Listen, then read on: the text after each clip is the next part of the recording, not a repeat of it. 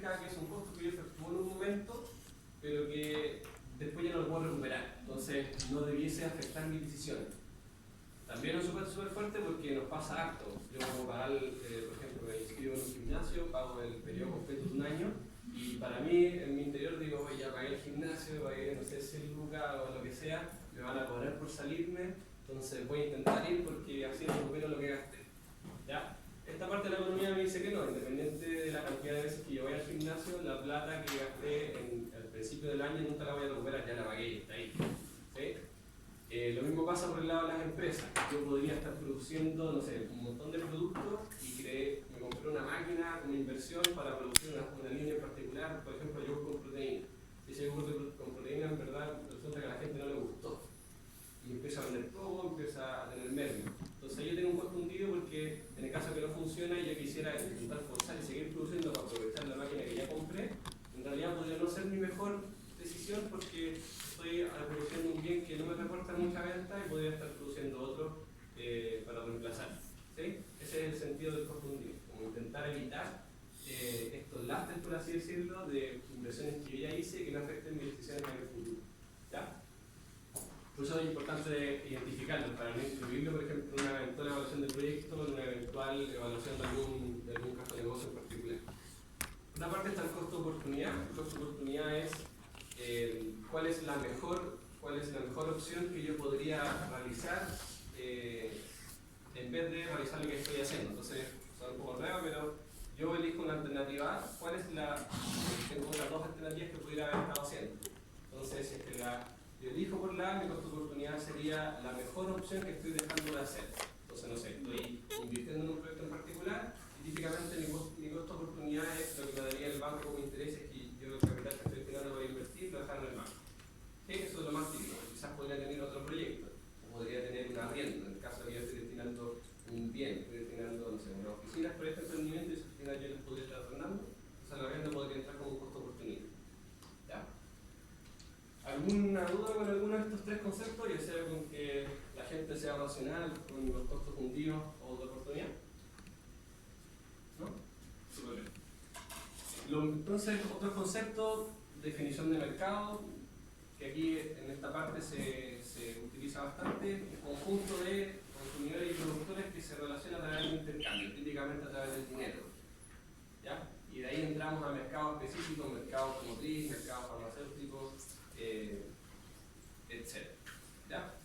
Y de ahí es súper importante hacer la distinción entre mercados que son competitivos y no competitivos, de ahí salen los monopolios, las fusiones, salen los oligopolios y ese tipo de situaciones. ¿Ya? Un mercado perfectamente competitivo cumple ciertos supuestos que son los que están ahí. Primero, que los bienes sean homogéneos. ¿Qué significa? Que los bienes no tienen marca, que no se pueden diferenciar de ninguna forma. ¿Sí? Entonces, son commodities, por así decirlo. Son papas, son tierra, son, no sé, cierto elemento que es de una sola calidad y no puedo distinguirlo ni por calidad, ni por marca, ni por ningún otro tipo de percepción que pueda tener o consumidor o productor. ¿Ya? Y por lo tanto, el precio va a quedar determinado de alguna forma por la oferta y demanda. Eso lo fuerza un poco más. Si que tuvieran otras características, entonces tendríamos que ir separando los distintos tipos. ¿Ya? Los agentes son precios aceptantes, significa que no influyen. Entonces yo tengo el precio para ellos que es un dato. Eso también simplifica varios de los análisis. Por eso se hace este supuesto al principio y después se va liberando para ciertos casos en particular. Entonces, tanto el productor como el consumidor el mercado llega a un precio y ese precio lo ocupan como dato. El consumidor lo ocupa como dato para saber cuánto es lo que va a poder comprar. Entonces ahí entra la descripción presupuestaria. Y en el caso del productor entra para saber cuánto va a ser su ganancia, para saber si le conviene o no le conviene y cuánto le conviene producir. Entonces va a entrar como un dato. ¿Ya? Es la parte más simple para poder modelar. No existe comportamiento estratégico, significa que no puede haber colusión ni por el lado de los consumidores ni por el lado de los productores, se puede dar para ambas formas. Tampoco especies de monopolio, cosas por el estilo. Y por último, que existe libre entrada y salida del mercado. Ya esto quizás va más por el lado de los productores, en el sentido de que la entrada y la salida puede no ser tan directa, puede haber barreras de entrada por una inversión muy alta, o barreras de entrada porque necesito permisos en particular, y para salir lo mismo, que tengo que tener, en la realidad pasa que tengo costos de salida, por ejemplo, tengo que despedir personas, o tengo que vender una cierta infraestructura, tengo que deshacerme de ciertas cosas que me están teniendo un costo fijo. ¿Ya? Entonces por ahí tengo un costo. Eso. Entonces, algunos ejemplos, bueno, ya algo le mencioné el confundido, yo le había dicho el gimnasio, por ejemplo el casino, yo puedo estar jugando en las tragaperras y quizás empecé a jugar, empecé a invertir en la maquinita y digo, bueno, en algún momento tenés que recuperar, entonces entre más plata le echo, más empiezo en un ciclo vicioso, porque quiero recuperar lo que ya he ido gastando, entonces digo, bueno, en algún momento algo me tendrá que devolver. Entonces, ahí hay un costo hundido, lo que ya invertí en la máquina, ya eso ya no lo voy a poder recuperar probablemente y eso va a seguir siendo una probabilidad, en algún momento dará plata, pero quizás cuánto tiempo vaya a pasar. Algunos ejemplos de mercados que no son competitivos, los típicos oligopolios hay un montón de casos. Entonces aquí puse el de los detergentes, porque ha salido un tema con la empresa Popeye que demandó a Unilever por prácticas anticompetitivas. Entonces claro, aquí hay un oligopolio porque son pocos actores, y Unilever y ¿cómo se llama la otra? P&G son las más grandes, entonces no sé cuánto tendrán en el mercado, probablemente el 70% del mercado, y eso hace que puedan meter un montón de recursos en los supermercados para tener mejores posiciones en las góndolas o para tener mejores acciones promocionales en los pasillos, y eso es lo que está reclamando Popeye en ese sentido, con precios que lo están quitando de alguna forma de las salas de venta. Otro ejemplo bien claro es el de las telecomunicaciones, y ahí la entrada de WOM y cómo eso hizo que bajaran un montón los precios, eso se ve súper claro. Entonces uno dice, oye, habían 4 empresas que eran las más potentes, o 3 empresas en realidad antes de Movistar y Claro, y qué pasó cuando una cuarta, qué pasó cuando le metimos más competencia al mercado y vimos cómo empezaron a bajar los precios por diversas razones. Un monopolio es Metrogas, que es un monopolio natural, y ahí se defiende, lo mismo pasa con las distribuidoras eléctricas, y ese es todo un caso. ¿Por qué un monopolio? ¿Por qué no metemos a otras empresas? Y también un tema también cómo se controlan los costos de este monopolio, porque no tiene competencia, entonces podría cobrar lo que quisiera. ¿Ya? Por el lado del mercado competitivo, la feria, que es el caso más típico, entre más grande la feria, más competitiva y probablemente los precios van a ser mejores. Yahoo.cl, ¿no es cierto? En la oferta de un montón de productos, AliExpress a nivel de China, que tiene un montón, y ahora con el tema de las plataformas también se están insertando un montón de mercados competitivos, por así decirlo. Aquí yo puse el ejemplo del Airbnb por la parte del alojamiento. Nicolás, una consulta más cortita antes de seguir. ¿El Metrogas sí podría tener una competencia? O sea, podría, no te sabría responder si es que es lo mejor, pero el gas licuado, por ejemplo. la idea de que haya un Metrogas o que haya una sola, por ejemplo, que haya un Chilextra, es la economía de escala. Entonces, la idea que sustenta de que haya solo una empresa es que necesita una inversión muy alta para poder estar operando este tipo de servicios, porque si tuviera más empresas y tuviera sectores más acotados, la economía de escala no me daría. Con esto quiero decir que para que sea competitiva. Claro, claro, lo que se dice es que si es que tuvieran, no sé, tres empresas que hicieran lo que hace Metrogas, los precios serían más altos. ¿Por qué? Porque al tener mucha área cubierta, yo ahorro como por operación en volumen, por así decirlo, por producir mucho. Si hay bajo costos en volumen de tener a una persona, por ejemplo, operando una zona súper amplia, en el caso de que tuviera una zona más acotada, entonces esto estaría subutilizado. Lo mismo con la instalación de las cañerías, ese tipo de cosas. Eso es lo que sustenta el hecho de que sea solo uno. ¿Eso es peligroso porque ellos pueden arbitrar esto? Se controla en el hecho de que se diseña lo que es una empresa modelo. Y la empresa modelo lo hace cierto comité. No sé cómo funcionará el caso local, en el caso eléctrico hay un comité de expertos en el área, por así decirlo, y ellos modelan una empresa y cuánto es lo que debería estar cobrando dados ciertos parámetros.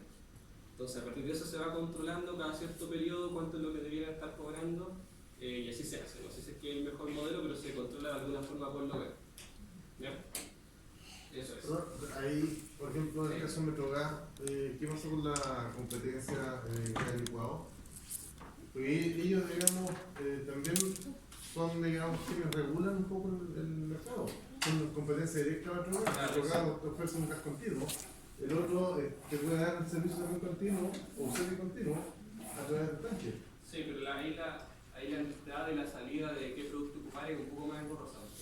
De un día para otro me cambio de Metrogas al gas licuado. En mi casa, por ejemplo, o mi condominio o departamento ya viene con Metrogas, por ejemplo, el caso del condominio es muy evidente. Ya viene con el Metrogas y ya viene con el gas licuado. Sí, entonces ahí yo como consumidor ya no tengo opción. Ahí yo consumo de lo que me hayan dado, como en la instalación. Es distinto cuando yo que puedo elegir y ahí entra a jugar como un sustituto. En este caso, el grado de sustitución es súper bajo. Por eso no pensé que ya por casa. Entonces me dieron la opción de Metrogas y yo dije que no. Claro, esa es la opción que tomo probablemente al principio, cuando ya me lo instalaron, es mucho más costoso cambiarme de una al otro. Entonces ahí la pienso más, probablemente no lo voy a hacer por lo mismo, no vale la pena en muchos casos. Lo mismo pasa con qué buen ejemplo, porque lo mismo pasa con las telecomunicaciones de los condominios, probablemente mi condominio solo llega a Movistar. Y no puedo cambiarme a Claro o a Entel, a pesar de que tenga mejores planes de telefonía hogar o de cable, porque mi departamento solo llega a Movistar. Entonces en esos como subconjuntos, en esas localidades pasan a ser monopolios, tienen como micromonopolios cada una de las empresas en los distintos condominios. Ya, entonces, avanzando, antes de entrar a la parte de los excedentes, es bien importante saber bien las definiciones de las curvas. Entonces, ¿cómo parte el análisis siempre de economía? Partimos analizando los mercados a través de las curvas de oferta y de demanda. Entonces, el primero es la curva de oferta, y la curva de oferta modela de alguna forma a los productores, ¿cierto? O me modela a los productores, ¿y qué es lo que me dice esta curva de oferta? Que se modela como una recta, pero en la realidad, si yo tengo datos, por ejemplo, de alguna industria probablemente no lo va a hacer. Me modela en un cierto punto que yo me pueda situar, entonces yo estoy en un cierto punto y este punto está a un precio P1, entonces me va a mostrar todos los productores que están, o la cantidad que se está dispuesta a ofertar por todos los productores presentes a un cierto precio, ¿sí? Entonces la curva en su totalidad me va mostrando todas esas combinaciones, todas las combinaciones en que a un cierto precio hay una cantidad ofertada que se está dispuesta a otorgar al mercado por parte de los productores, ¿sí? Esa es la razón que tiene la curva de oferta. ¿Qué cosas afectan esa curva de oferta? Son los bullets que puse yo ahí, precios de los insumos y factores, eso es súper evidente, que es lo que necesitan los productores para producir. Los costos del producto o servicio, que podrían ser tanto precio de los insumos, o podría ser que yo soy un revendedor y se lo compro a otro, ejemplo es el retail. La tecnología, que me podría hacer mejorar mis procesos y hacer bajar esos costos de producción. Las expectativas, que pueden ser expectativas quizás macro, expectativas sobre el consumo, cómo va a venir el consumo, cómo va a venir el ciclo económico, cómo van a venir las tasas de interés, cómo se está comportando China y Estados Unidos para cómo se afecta mi negocio. ¿Ya? Condiciones climáticas o naturales, no sé si estoy en el lado de la agricultura, entonces eso va a afectar con algún otro mercado también. Regulaciones públicas que podrían venir o que se están discutiendo en la Cámara de Diputados. Yo puse aquí, por ejemplo, el tema de la ley de pesca. ¿Ya? Y por supuesto el número de oferentes. Usando el número de oferentes también voy a saber yo qué tan competitivo es, y eso va a hacer mover la curva de oferta hacia arriba o hacia abajo dependiendo del caso. ¿Ya? Por la otra parte están los consumidores en la oferta de demanda, y la oferta de demanda de la misma forma es que yo a un cierto precio P2 va a haber una cierta cantidad demandada. Una cierta cantidad demandada por todos los consumidores que están presentes en el mercado que estoy estudiando, ¿sí? Entonces, a lo largo de la curva me voy mostrando todas las combinaciones de precios y cantidades que se demandan a ese precio en particular. ¿Ya? ¿Qué cosas afectan la demanda? El ingreso. Y el ingreso va a afectar de dos formas, no es tan directo, porque en el dos país lo puede afectar de forma positiva si es que es un bien normal, y lo puede afectar de forma negativa si es que es un bien inferior.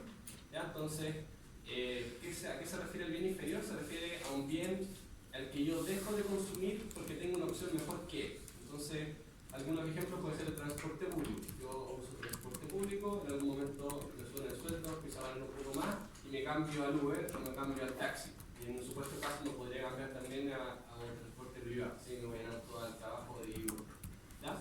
Entonces, el transporte público, pasaría a ser un bien inferior, porque en el momento que tengo más ingresos, lo reemplazo por otro que me reporta más utilidad, por diversas razones, porque sea más cómodo, porque es de mejor calidad, porque me gusta más de sabor, lo que sea, si es comida, etc.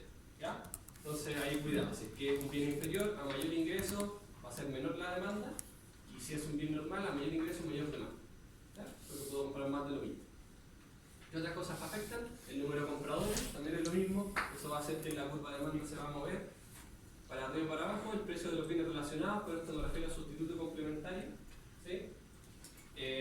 No sé si se va a sonar redundante, sustituto bienes que puedo sustituir uno por otro, por ejemplo la carne del pollo muy clásico, el cobre y la fibra óptica para instalaciones de telecomunicación. ¿Ya? Por el otro lado, los complementarios, dos cosas que van juntas. ¿Ya? Cosas que van juntas, el típico de la gasolina con el automóvil, también los huevos, en caso bien de papel. ¿Ya? Entonces, dos cosas que voy a consumir juntas y dos cosas que voy a sustituir. ¿Ya? Eso juega un rol súper importante, por ejemplo, la parte del retail y cómo yo diseño las salas de venta para que, por ejemplo, los consumidores se pasen por distintas zonas. En un momento se colocaban en el mismo pasillo el arroz y los fideos. Después los cambiaron porque sabían que eran sustitutos, entonces iban a pasar por ambos pasillos. Entonces tienen un montón de motivaciones que se construyen a partir de esta forma de comportamiento del consumidor. ¿Ya? Preferencias o gastos. Las preferencias pueden venir por rangos etarios de las personas, como lo puse yo ahí. También podrían ser por gustos, que podrían venir de la moda. ¿Sí? Ciertas modas en donde se están consumiendo ciertas cosas, ya sea, no sé, ahora bien todo el tema de la sustentabilidad, que se empieza a quitar el plástico, empieza a sumar más cosas de papel. Y eso yo sé que le gusta a los consumidores porque vi un estudio de mercado por ahí, que hizo Nielsen y lo empiezo a usar. ¿Ya? Y tendencias, bueno, tendencias también van de la misma mano con las preferencias. ¿Ya? Podría ser sustentabilidad e igualdad de género. Y ahora entramos a la parte de lo excedente. Excedente del consumidor. Entonces vamos a ocupar el gráfico para que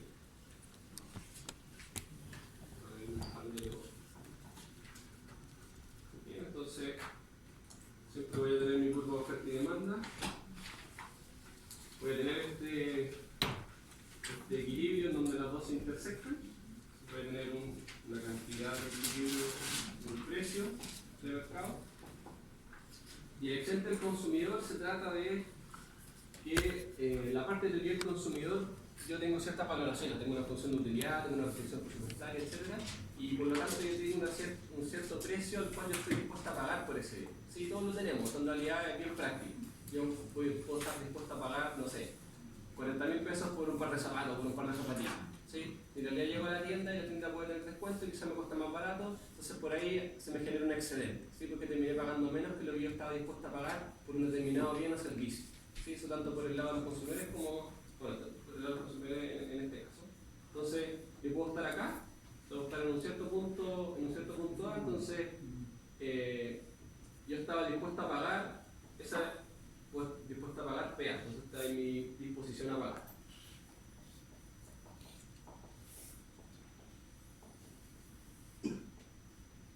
Pero el precio de mercado es asterisco. Entonces yo voy a tener un excedente del consumidor que va a estar dado por la diferencia de los precios y multiplicado por la cantidad de producto que yo esté comprando en ese determinado momento. ¿Ya? Entonces lo que va a pasar es que van a haber muchos consumidores con distintas valoraciones. No es solo uno, son distintos y somos todos heterogéneos.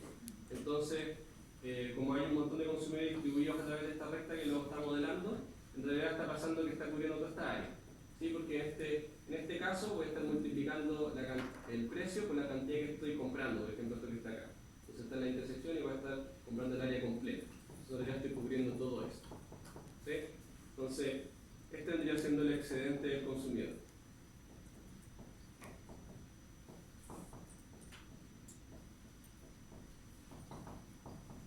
¿Sí?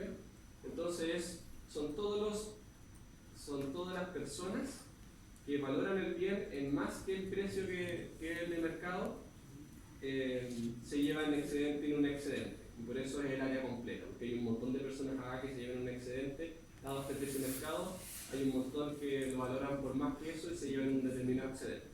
Los que lo valoran por menos que eso, que son los que estarían acá abajo, eso no lo compran. Entonces no es que tenga un no excedente o una pérdida, por así decirlo, no, porque ellos no lo compraron, entonces no van a perder nada, en realidad no entran en el juego nunca. ¿Ya? Por el lado de los productores, es la misma lógica, entonces yo aquí voy a tener distintos productores, por ejemplo aquí voy a tener un productor B, y este productor B tiene un cierto costo de producción, y por eso se sitúa ahí. Entonces, productor B tiene con un costo marginal, se habla, costo marginal PB. Entonces Entonces él puede producir una unidad adicional a un precio PV o a un valor PV. Entonces, como el precio de mercado es P asterisco, lo vende más caro. Entonces toda la diferencia es una ganancia para él. ¿Sí? Entonces, todo lo que está acá vendría siendo, lo puedo pintar de color verde, es el excedente del producto.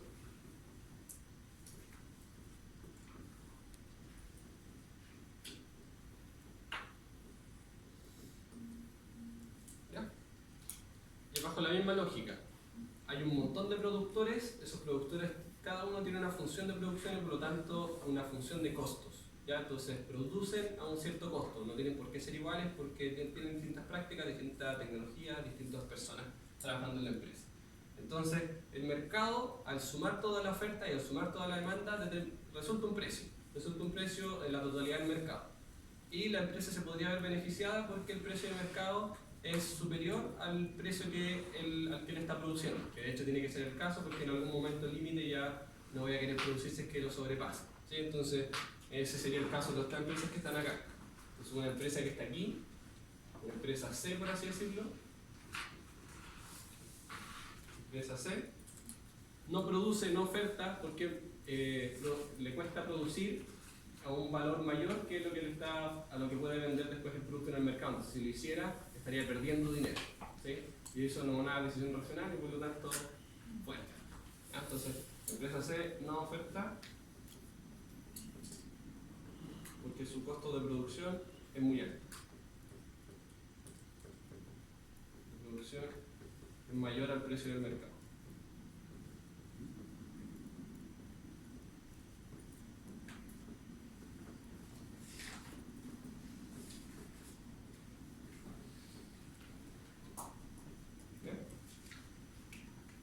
¿Duda con alguno de estos? Yo creo que esto es bastante lío. Y ese triángulo que tenía ahí, PV, está pintado abajo, ¿no? Sí, sí.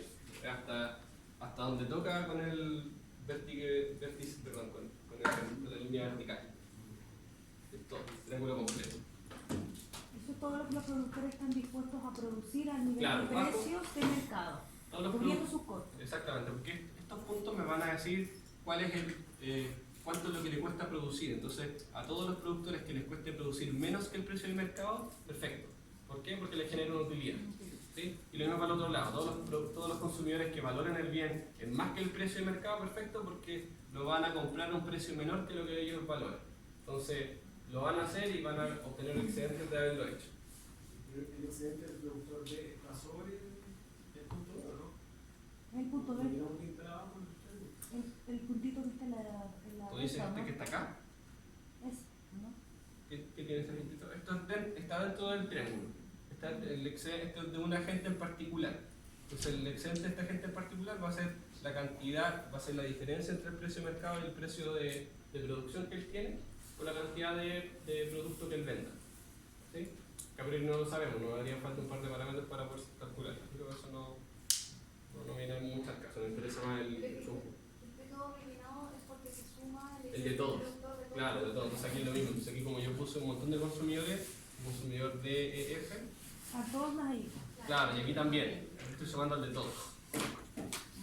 Entonces aquí, claro, te parece si quieres hacer con la declaración es todos los productores. De todos los productores. No es solamente de uno, es de todos. ¿Sí? Estos gráficos son del mercado completo. No es de un acto, claro, no es de un individuo o de una empresa en particular. Los gráficos de una empresa en particular son un poco distintos y probablemente lo vieron en las diapositivas de teoría del productor. ¿Ya? Son distintos. Este es el de la industria completa. Entonces aquí mostramos la demanda a todos los consumidores y la oferta a todos los productores de esta empresa. Por el lado del consumidor es lo mismo, de todos los consumidores del mercado.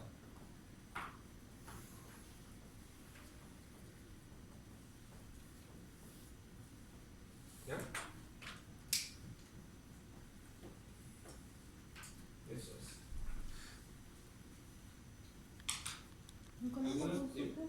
No, en relación a la prueba, en la prueba más o menos, no sé cómo el profe le pondrá un gráfico y explicar un poco los conceptos. No, los gráficos siempre los tienen que hacer ustedes. Ya, ya. Es al revés. Se le pone un planteamiento y tú dices, explíqueme gráficamente cómo se puede Sí, mostrar. no necesariamente se les va a pedir explícitamente el gráfico, pero siempre es bueno. Yo creo que para esta parte de excedente, yo creo que y se va a jugar más porque es mucho más claro o mucho más general, por así decirlo, conocer cómo funcionan las cosas a través de los gráficos que a través de los números en particular de un cierto problema. Es mejor modelarlo a través de los gráficos. Ya, entonces partamos con los ejercicios y así vamos aplicando un poquito de...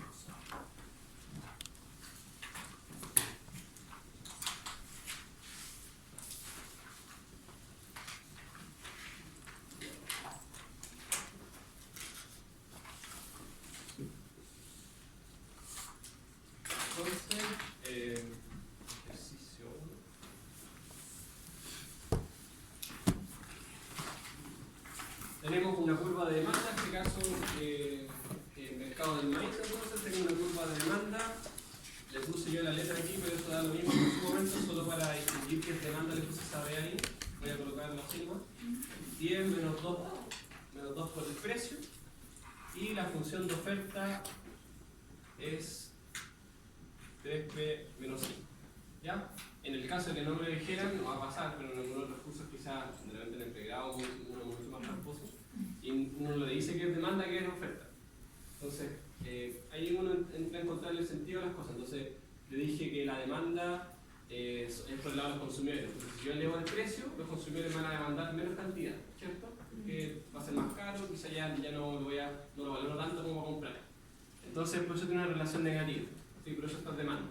Si yo aumento el precio, por ejemplo, era 2, entonces cuando el precio era igual a 2, ¿qué pasaba? La cantidad era igual a 10 menos 2 por 4, entonces era 6. Si lo subo a 4, esa cantidad va a pasar a 2. ¿Sí? Entonces ahí ya tiene sentido, eso es demanda. Del otro lado es lo mismo. A mayor precio, mayor es la cantidad ofertada. Entonces ahí yo sé que esa es oferta. ¿Ya? Entonces tengo curva de demanda, curva de oferta, y me dice el gobierno preocupado por los bajos precios del maíz busca establecer una política de precios mínimo igual a 4 para proteger a sus agricultores y decide comprar el exceso de oferta que se va a generar. Y ahí vamos a ir viendo por qué se va a generar un exceso de oferta. Entonces, primera parte, encuentra el precio y la cantidad de equilibrio en ausencia de la política, en ausencia de este precio mínimo, antes de que eso pase. Entonces, ¿cómo hacemos eso? Primero, siempre es bueno hacer el gráfico quizás porque me va dando intuición de qué es lo que está pasando. Entonces, lo que yo voy a querer hacer es encontrar la intersección. Lo que yo quiero hacer es encontrar esto, eso es lo que me están pidiendo. Cantidad y precio de equilibrio. Entonces, voy a querer encontrar eso que está ahí. ¿Y cómo encuentro eso que está ahí? Es cuando se intersectan. Y eso quiere decir que cuando son iguales. ¿Ya? Y eso es lo que voy a hacer. Por eso no le quise poner letras tampoco para no enredar. Entonces yo lo que voy a hacer va a ser igualar la que está arriba con la que está abajo. ¿Ya? Entonces, voy a colocar aquí punto de equilibrio. Yo por si acaso, para los que quizás quieran prestar más atención a lo que yo vaya haciendo, voy a subir las pautas. Así que hoy día o durante la semana les voy a subir la pauta de esto. En el caso de que estén muy agobiados viendo las cosas que yo vaya notando, así después lo pueden revisar con más calma. Ya, entonces, punto de equilibrio es cuando la curva de demanda es igual a la curva de oferta. ¿Sí? Y eso es lo que vamos a hacer ahí. Y eso sería que 10 menos 2P es igual a 3P menos 5. Y ahí yo despejo, pues son de primer grado. Entonces va a pasar por acá, 5 por P, 5 por el precio, es igual a 15. O sea que el precio, este de equilibrio, es igual a 3. Entonces esto que está aquí es 3. Y uso este precio para encontrar la cantidad. Reemplazo cualquiera de las dos, va a dar exactamente el mismo resultado y ustedes lo podrían corroborar. Entonces, la cantidad de equilibrio va a ser 10 menos 2 por el precio, que es 3, o sea que es 4. Esto es... ¿ya? Eso es la parte. Disculpa, pero pudiste haber ocupado la P tanto en la curva de la demanda como de la oferta Sí. para sacar el... Exactamente, Ya. si lo hubiera ocupado acá, hubiese sido 3 por 3 menos 5. Entonces hubiese sido 9 menos 5, me hubiese dado los mismos 4. Ya, acá. ¿Sí? Para comprobar. Ocupan las dos. con el precio mínimo igual a 4, encuentre la cantidad ofertada, la cantidad demandada y la cantidad adquirida por el gobierno. ¿Ya? Entonces, ¿qué es lo que pasa? Es una política proteccionista. Lo que está pasando es que quizás están cerrando muchas fábricas de maíz, por alguna razón en particular se está despidiendo gente, y lo que quieren hacer es elevar un poquito el precio del maíz para que no se cierre firma o para que las que están ganen un poco más, no estén despidiendo a las personas. Y lo que vamos a hacer es evaluar un poquito por el lado de los excedentes qué es lo que se provoca. Entonces, tengo un precio, tengo una cantidad, voy a hacer el mismo gráfico en realidad. Oferta, demanda, y yo ya sé que esto es 4 y esto es 3. Entonces, ahora que entra a jugar el precio mínimo es 4, entonces va a estar por acá. Va a ser precio mínimo igual a 4. Entonces esto es una recta horizontal. Una cosa así. Que va a tener dos intersecciones. Va a tener una intersección con la oferta y otra con la demanda, que son distintas. Entonces, por eso es que la pregunta es, determine la cantidad ofertada y determine la cantidad demandada, porque van a ser distintos. ¿Ya? Entonces, lo que ocurre es que a este precio 4 se va a ofertar más. Se va a ofertar más de 4, porque como subió el precio, hay más firmas que se presentan en el mercado, las que ya estaban, están dispuestas a producir más. Entonces van a tener una cantidad, va a colocar un Q de oferta, un Q, ¿ya? Y por otra parte, por el lado de la demanda, eso va a bajar. Al subir el precio, los consumidores que se van a salir. Dicen, yo no estoy dispuesta a pagar 4, entonces me salgo. ¿Ya? Por eso la cantidad demandada baja. O compro menos, en el caso de que no se salgan, los que van a quedar van a comprar menos. Entonces vamos a determinar esas dos. Y estos dos en conjunto que están acá van a hacer que haya exceso de oferta. Porque va a haber una parte que no se va a vender. ¿Sí? Los productores van a estar ofertando cubo, los consumidores van a estar demandando una cantidad más chica, entonces esta diferencia va a quedar dando vueltas y el gobierno se tiene que hacer cargo de eso que está dando vueltas, porque si no este precio no es sostenible. En el caso de que el gobierno no estuviera presente, entonces esa cantidad se perdería, el productor asimilaría eso, no le conviene producir tanto y la baja y volvemos al equilibrio. Esa es la gracia de que no esté el gobierno. Entonces, en este caso se genera un exceso de oferta del que el gobierno se tiene que hacer cargo. Exceso de oferta. Y aquí, quizás entre paréntesis, existe solo porque el gobierno se va a hacer cargo. En el caso que el gobierno no estuviera, no existiría. Existe solo porque el gobierno se hace cargo de él. El gobierno lo financia.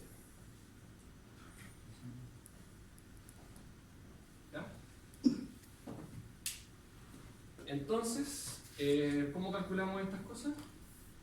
Usando las curvas de demanda. Entonces, primero vamos a calcular la cantidad demandada.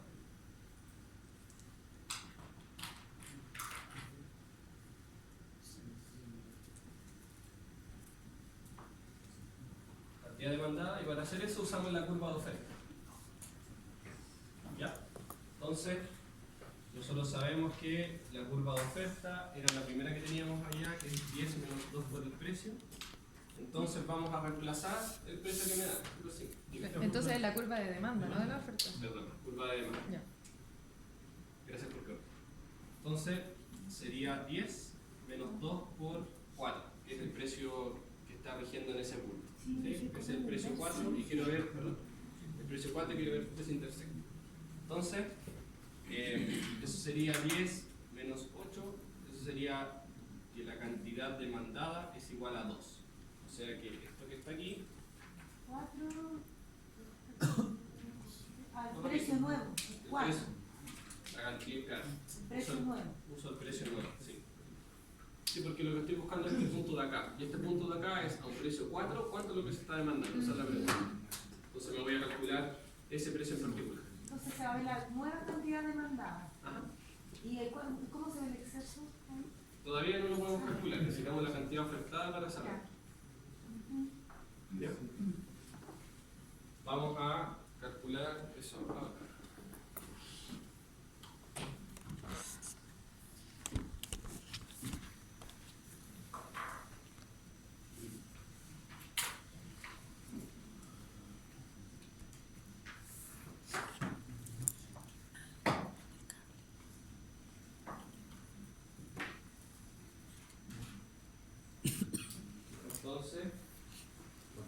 calcula la cantidad ofertada.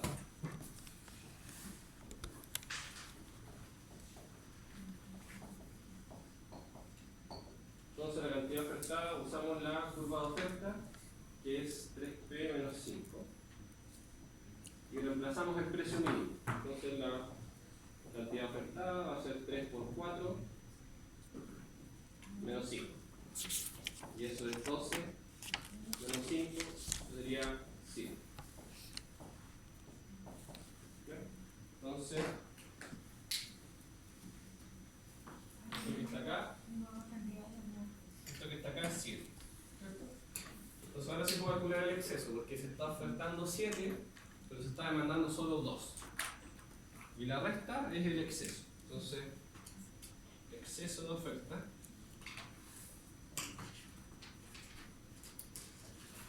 es la que tiene que financiar el gobierno, es igual, claro, a la cantidad ofertada menos la cantidad demandada. Y eso es igual a 7 menos 2, y eso es 5.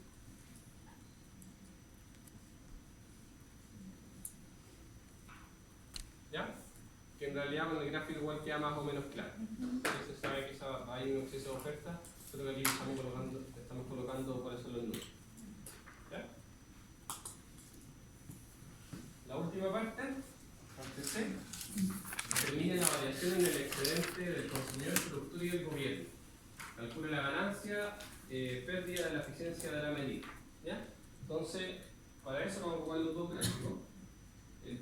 Porque tenía una situación inicial.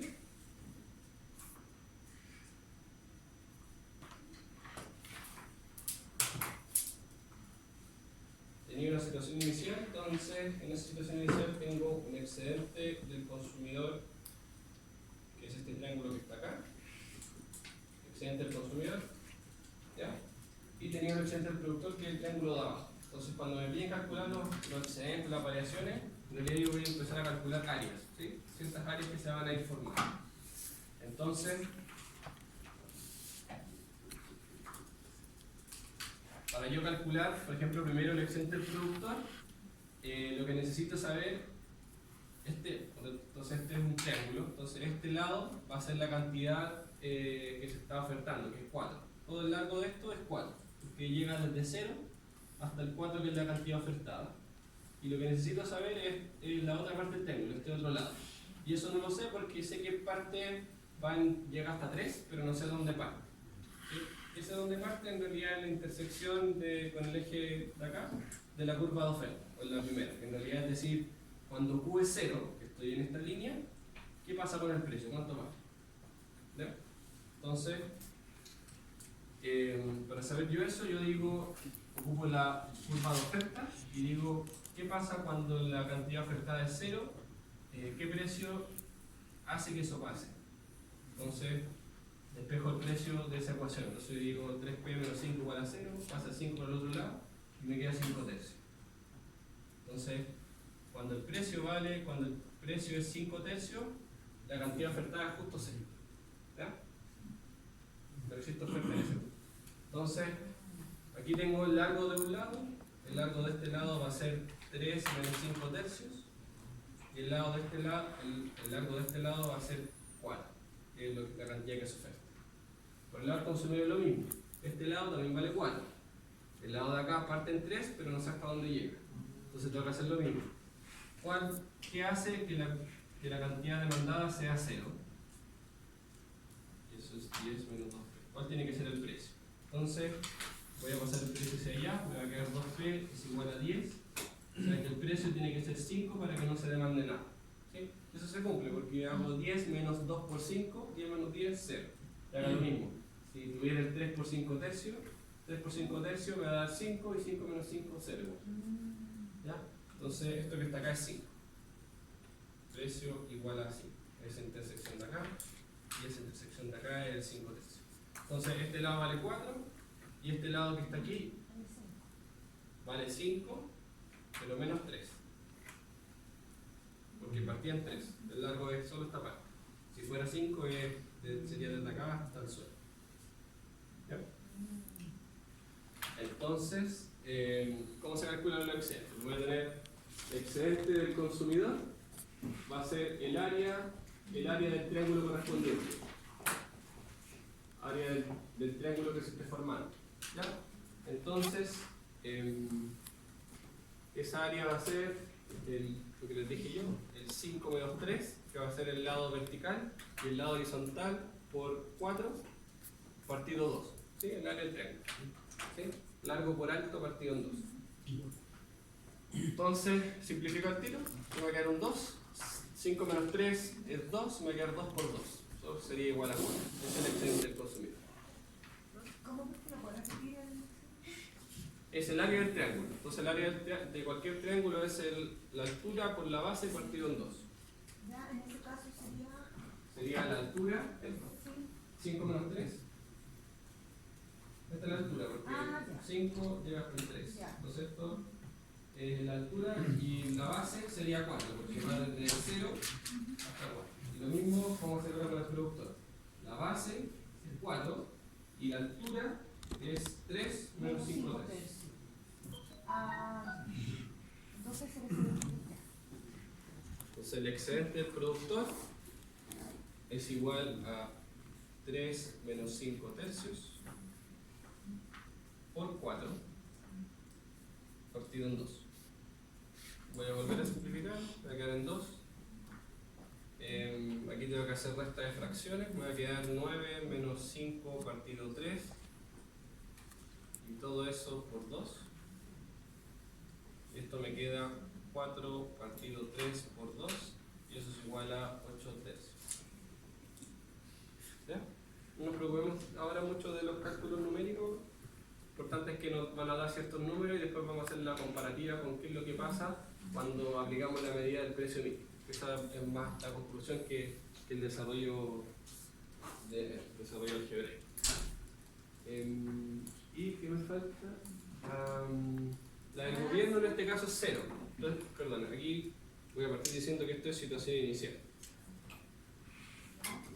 Que es la situación en la parte A. Situación inicial, de paréntesis parte A, donde no había gobierno. ¿Ya? Entonces en la parte A, como no, el gobierno en realidad más que no estaba interfiriendo de ninguna forma, el excedente del gobierno es 0, porque él no hacía nada. Y el mercado estaba operando solito.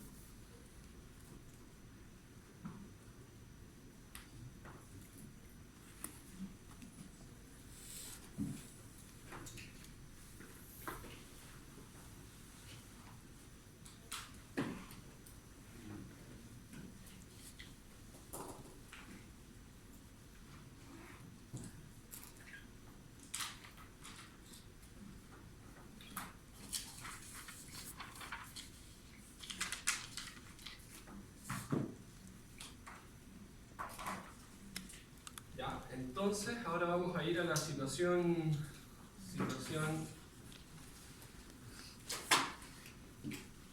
con precio mínimo, que es el de la parte B.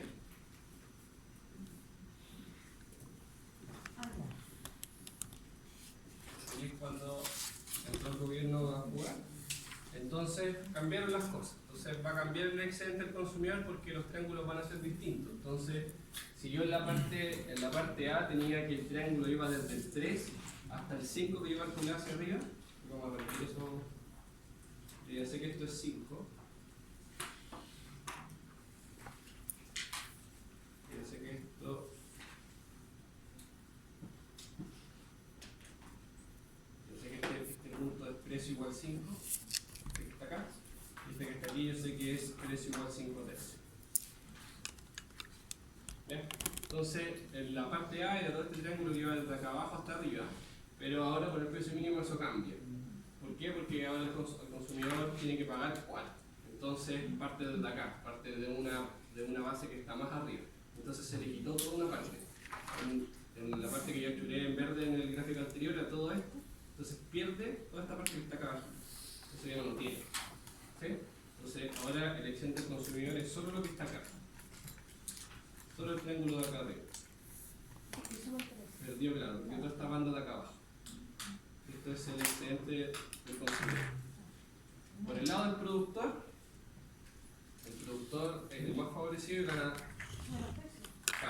subieron los precios, entonces si antes ganaba hasta acá y de ahí hacia abajo, entonces ahora gana todo esto, porque vende cubo, vende hasta acá y recibe este precio. Entonces el triángulo se agrandó un montón. Todo esto que tiene. Es excedente del productor. ¿Ya? Y por otra parte está el gobierno. ¿Qué pasa con el gobierno? El gobierno tiene que gastar. Ya no es que no está haciendo nada. El gobierno a veces va a recibir. Cuando se está cobrando un impuesto, recibe algo por cobrar ese impuesto. Cuando hay un arancel, recibe algo porque se esté jugando un arancel. En este caso, él gasta porque tiene que sostener este precio. Va a estar comprando el exceso de oferta. Entonces, ¿qué es lo que pasa? Que él tiene que comprar 7 menos 2. Tiene que comprar todo esto que nosotros calculamos en un minuto que era 5. Y lo tiene que comprar a un precio 4. Entonces, el excedente que él pierde es todo esto que está acá. Todo este rectángulo completo. Al final, a un precio 4, el área del rectángulo, todo el precio completo, desde 0 hasta 4, y todo esto que es 5. ¿Quién pierde eso? El gobierno. El gobierno. Entonces, esto es gasto del gobierno.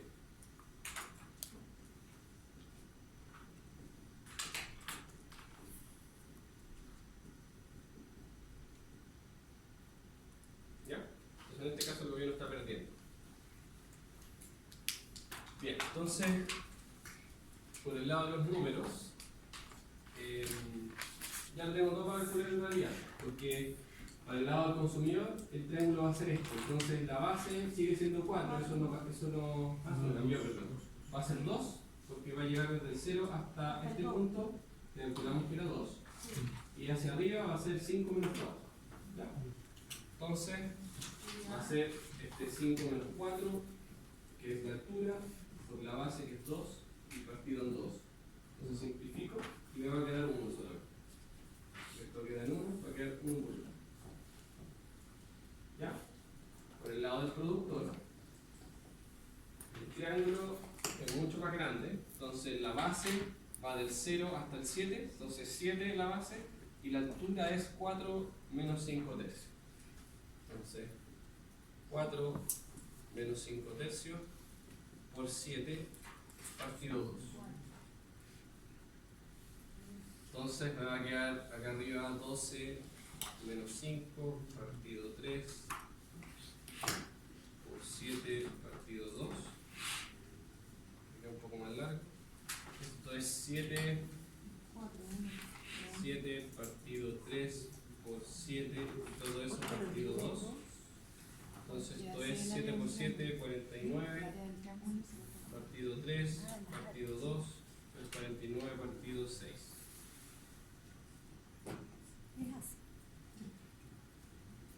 49 partido 6, y eso lo podría simplificar quizás por... No creo que... 7 por 7... No creo que... 3 quizás. Nicolás, por 7 era por la cantidad. Por todo esto, porque esto es la base, va del 0 al 7.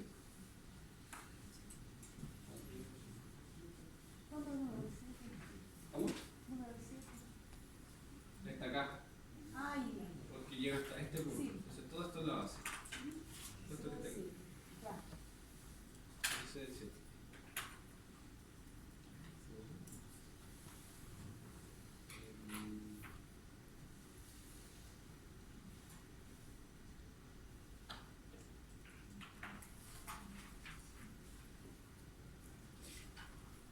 Y por último, el gasto del gobierno, excedente del gobierno.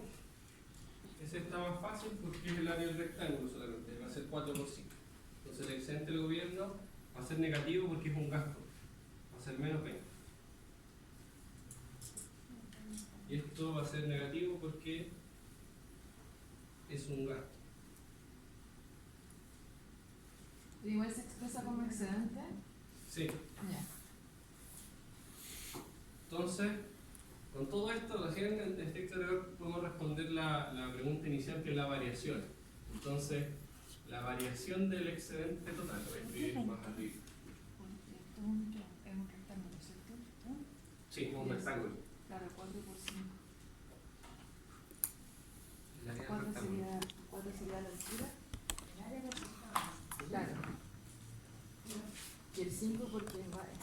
17. Ah, perfecto. Entonces ahora vamos con la variación del excedente total, de tanto de consumidores, de productores y del gobierno. Variación del excedente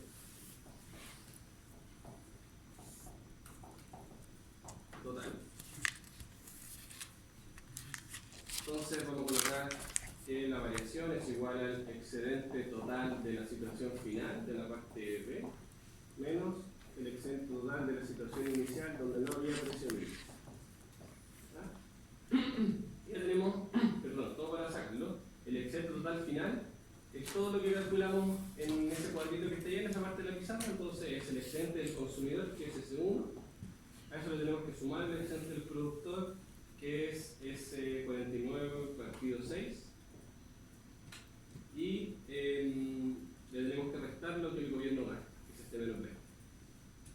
¿Ya?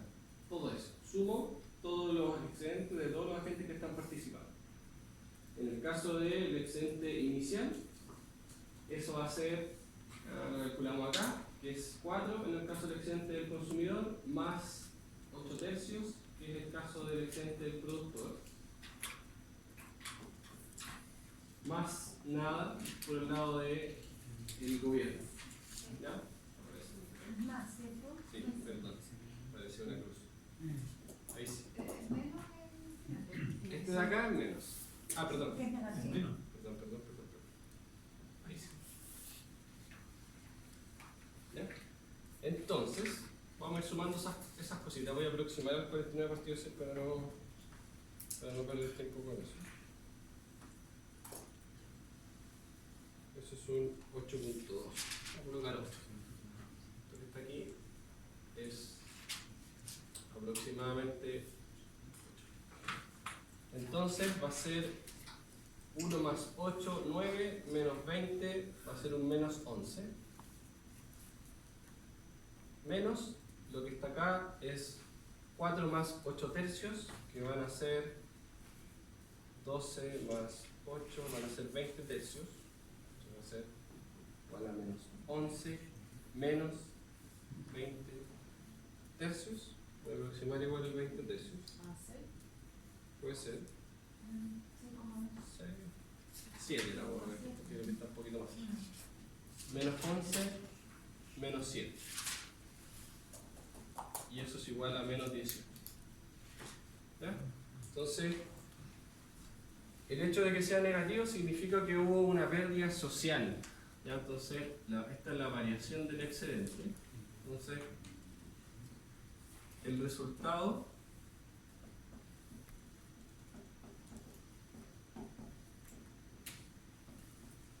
es una pérdida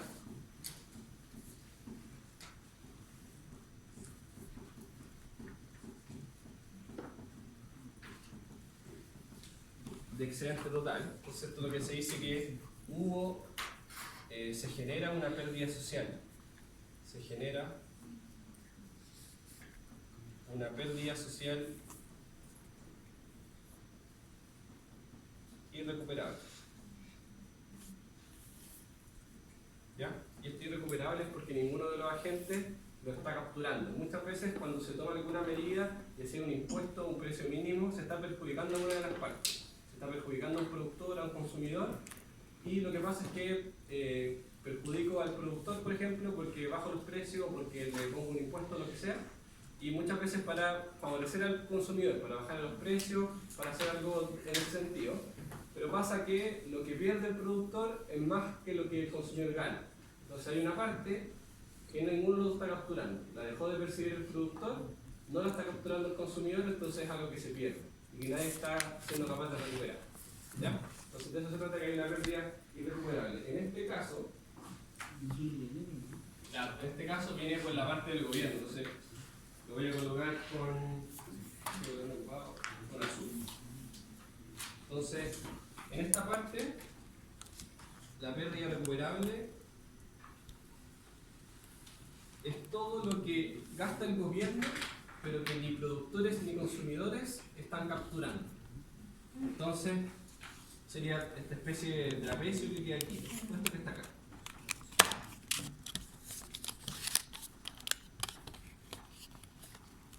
todo esto que está aquí en azul vendría siendo la pérdida social. ¿Ya? Y vamos a colocar aquí generada por el gasto del gobierno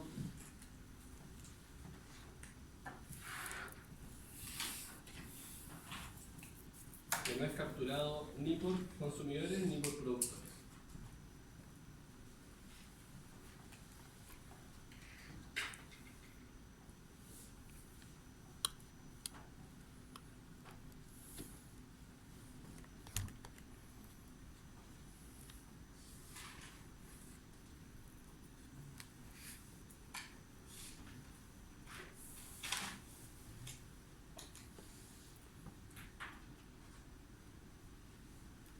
¿Ya?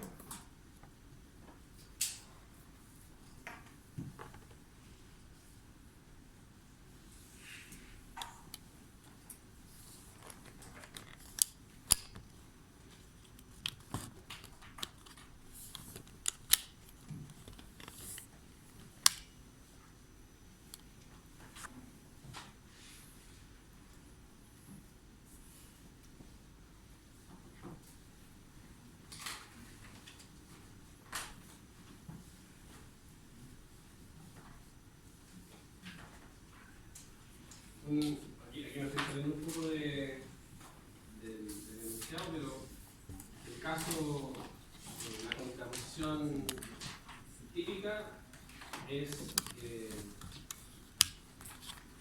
un precio mínimo, perdón, un precio máximo. Supongamos que es al revés, porque se quiere hacer proteger a los consumidores. Entonces, yo tengo un cierto precio de esta cantidad que se está transando, un cierto precio de mercado, y lo que yo quiero hacer es que se cobre un precio que esté por debajo, ¿no es cierto? Entonces, en ese caso, voy a tener algo muy parecido. Se puede tener un precio máximo que va a estar por debajo del precio que es de mercado, va a funcionar de la misma forma. Entonces, yo voy a tener otra vez dos cantidades. Voy a tener una cantidad demandada y una cantidad ofertada. Voy a hacer la misma notación. ¿Ya? Entonces tengo otros dos casos y lo que va a pasar es que dependiendo del caso pasa que en este caso no es que se esté produciendo más de lo que se está demandando, en este caso se está demandando más de lo que se oferta. Entonces ocurre que hay escasez, ¿sí? Y esa escasez es distinto a este caso donde el gobierno puede financiar este exceso de oferta. En este caso el gobierno no puede producir lo que no se está produciendo, no es capaz de suplir esa escasez, ¿sí? Lo que puede ser quizá algo muy particular el producto que se esté tratando y no es capaz de producirlo porque carece de las capacidades. Entonces, cuando eso pasa, que en este caso es el precio máximo, esto se corta acá. Este UD en realidad no funciona, porque nunca va a pasar, nunca va a haber esta cantidad transada porque no se oferta esa cantidad y por lo tanto no se puede comprar tanto. Entonces esta es la que importa, ¿sí? Entonces aquí se produce el mercado, por así decirlo, llega hasta acá. Entonces esto es lo que se va a terminar transando, se genera una escasez. Entonces si yo me voy hacia arriba para tomar el choque con la demanda, el excedente del consumidor es esto que está acá, que es un área un poquito más rara, ya de paso, sabemos de los términos. Esta parte que está aquí ya no la captura porque no hay nadie que le oferte el bien, ya no lo puede comprar. Entonces para allá no me puedo pasar, esta línea, no es que lo produzca. Entonces pasa a ser solo esta parte, ¿sí? Y dependiendo del caso, estas cosas se empiezan a poner un poco más extrañas dependiendo cómo sea la demanda, porque la demanda, y de ahí me voy a retroceder un poquito en la materia, en esta lógica de la elasticidad, ¿sí? Entonces, depende mucho de la forma de la demanda. Entonces, en el caso que las personas valoren mucho el bien y no les importe tanto el precio, que es el caso de una curva de demanda más inelástica, ¿sí? Entonces, eso puede ser, incluso la medida puede salir perjudicada. Entonces, voy a hacerlo de nuevo para que no quede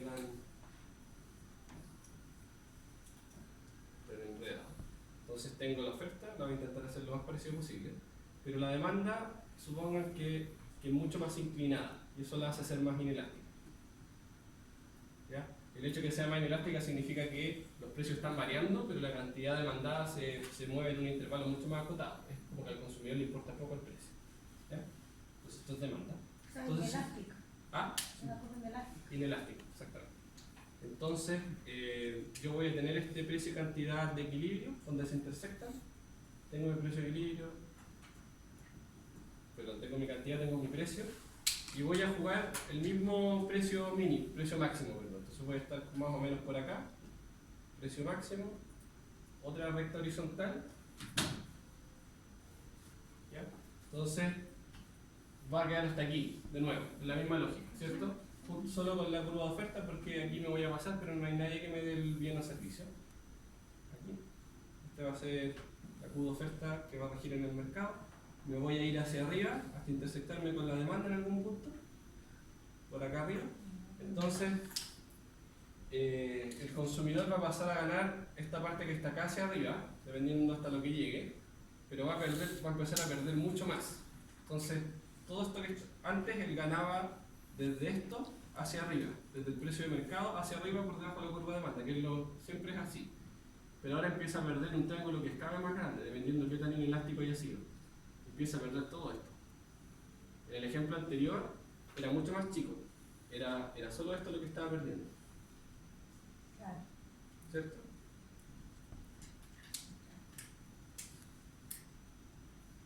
Entonces, dependiendo de la elasticidad de la demanda, la medida incluso puede ser mala.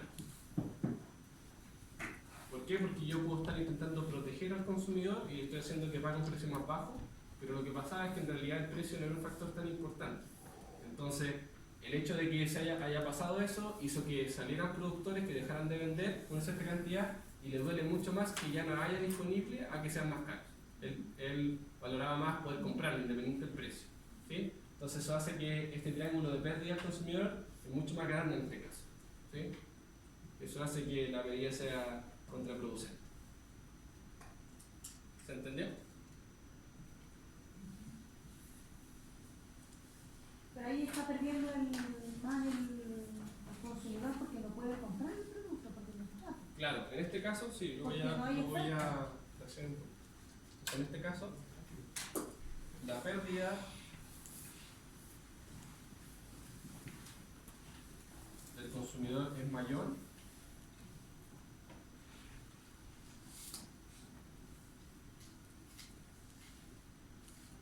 porque valora mucho comprar el bien, valora mucho comprar el bien independiente del precio. No sé si independiente, porque igual le duele de alguna forma, pero con menos influencia, con menos relevancia en el precio.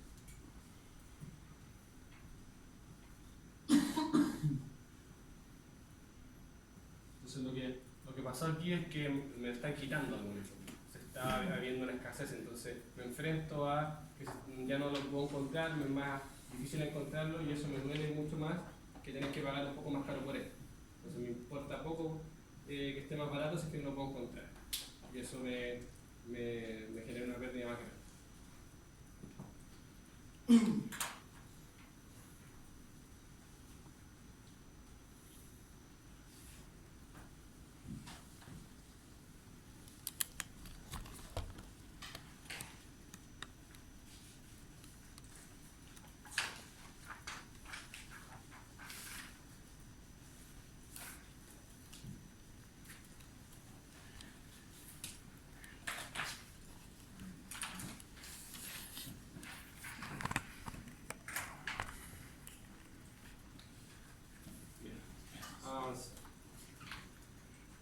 El segundo lo voy a dejar como ejercicio para practicar, va a estar en la pauta, así que lo pueden revisar. ¿De qué se trata? Primera parte es contar el exceso del consumidor y del productor, graficar. Y la segunda parte va a haber un movimiento en la curva de oferta. ¿Sí? ¿Por qué? Porque van a cambiar los costos de producción. Entonces, para cambiar los costos de producción, la curva de oferta se va a mover y por lo tanto va a haber un cambio en lo excedente. Y vamos a ver a quién favorece. que favorecen los consumidores productores. Creo que... Pero ahí, ¿cómo se aplica los costes? ¿Cómo? ¿Bajo qué fórmula se aplican los costes? No, solo eso va a ser un dato más que nada. Se dice, cambiaron los costos de producción y por lo tanto la oferta ahora es esta. Ya. Entonces nos saltamos ese paso. En estricto rigor, si hiciéramos un ejercicio de teoría del productor, por ejemplo, ahí claro, ahí podríamos calcular a partir de la función de costo la curva de oferta, pero esto no es el caso. Ya, ejercicio 3 va por el lado de los impuestos. Entonces suponga el mercado del alcohol. Este mercado del alcohol se encuentra caracterizado por las siguientes curvas de oferta y demanda, que son las que están ahí. Asuma que la autoridad, preocupada por los daños que el alcohol produce a la salud, decide grabar un impuesto de 1.5, ese vuelve son unidades monetarias, para no colocar en qué unidades son, pueden ser pesos, dólares, lo que sea, por unidad transada, o sea, por cada unidad que se esté transando en el mercado. Primera parte, encontrar el equilibrio, vamos a ver eso, los excedentes, y vamos a ver qué es lo que pasa cuando aplicamos el impuesto. ¿Ya? Entonces, ejercicio 3.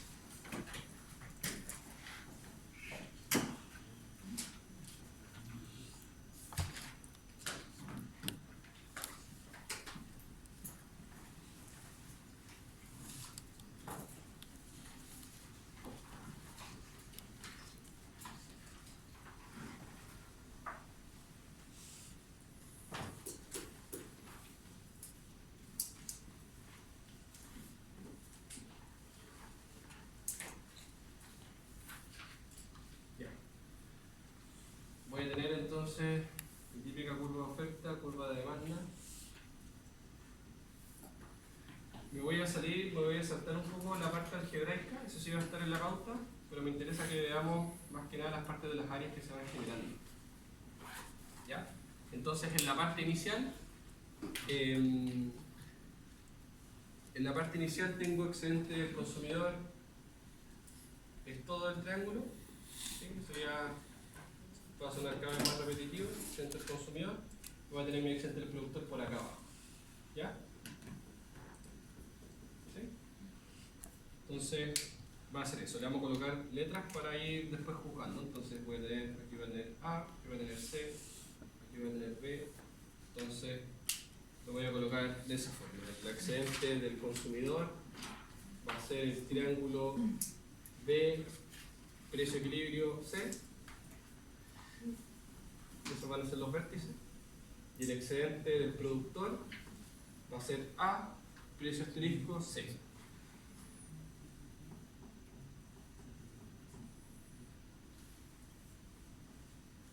¿Ya? Y el gobierno, en este caso, no va a hacer nada. Después sí va a hacer algo, va a tener un cierto exceso.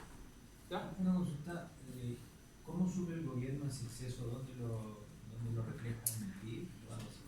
¿Cuál exceso? ¿El del ejercicio anterior? Claro, cuando tiene que, en el caso que el gobierno tenga que... No, eso va a ser el presupuesto de algún ministerio.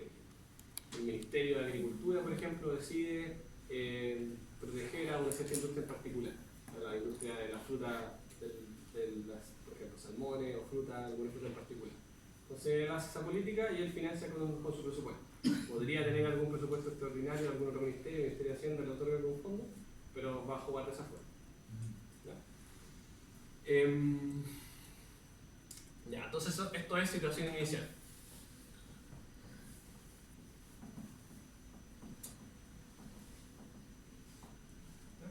Después entra a jugar el impuesto.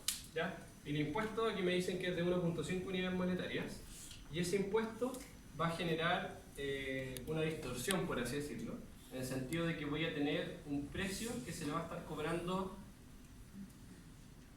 a los consumidores, que lo voy a llamar PC, P de consumidores, y voy a tener un precio que va a ser el que va a recibir el productor. Lo voy a llamar precio de los oferentes, precio de la oferta. ¿Ya? ¿Por qué es así? Porque no es tan obvio. ¿Ya? Se cobra un cierto impuesto y el productor en el momento de fijar el precio puede decidir, va a tener que decidir cuánto de ese impuesto lo va a pagar el consumidor. ¿Sí? ¿Y cuánto de ese impuesto va a pagar el consumidor? De nuevo, igual que el ejemplo anterior, depende mucho de la elasticidad de la demanda. ¿Por qué? Porque si el producto es más inelástico, entonces el productor dice, escucha, si subo en la misma cantidad del impuesto, o quizá un poco menos, el precio del producto, entonces la demanda no se va a mover tanto, entonces le traspaso mucho más del valor del impuesto a los consumidores, versus lo que podría pasar con un bien más elástico. Ahí podrían tener mucho más miedo de qué es lo que podría pasar si es que les cobran más caro, porque podría reducirse mucho más la cantidad demandada. Cuando pasa eso, típicamente cuando tengo muchos sustitutos presentes. Entonces subo, por ejemplo, subo mucho la oferta de cervezas, por dar un ejemplo típico. Pero tengo un montón de sustitutos de otros tipos de alcohol, de vino, de lo que sea, que podría el consumidor cambiarse de ese tipo y deja de consumir cerveza, por así decirlo, si lo subo mucho de precio. ¿Sí? Entonces pasa mucho cuando tengo muchos sustitutos presentes. ¿Ya? Entonces se van a generar dos líneas paralelas con intersecciones distintas. Entonces el precio vamos a tener intersecciones por el lado de la oferta y la demanda. ¿Ya? Entonces esto lo vamos a colocar B, C, E, F. Y lo vamos a bajar en stand-by porque va a haber